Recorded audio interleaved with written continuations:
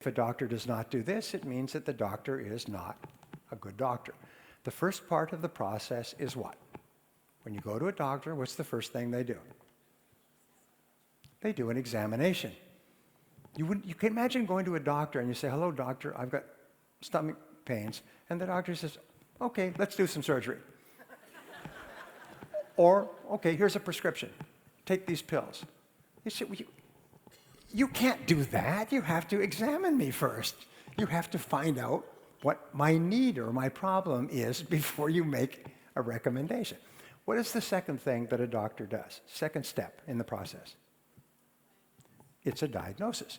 And the diagnosis is where you take what the patient has told you and the results of the test, and you say, this is our problem.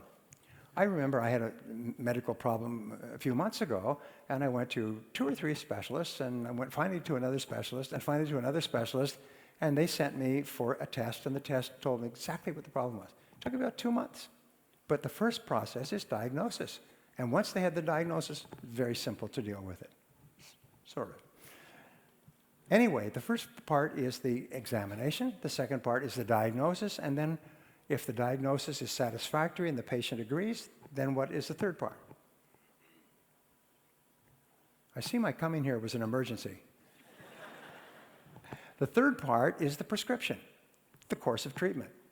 In a sales conversation, the last thing that comes up is the prescription, the course of treatment, the recommendation to purchase the product or service. Selling out of sequence kills the sale. If a doctor said, get up here on the table and let's operate, you'd say, I'm getting out of here. No, let me think it over. I will get back to you at another time. You would flee if the doctor tried to give you a prescription or a course of treatment without doing an accurate examination and diagnosis. So from now on, see yourselves as doctors of selling.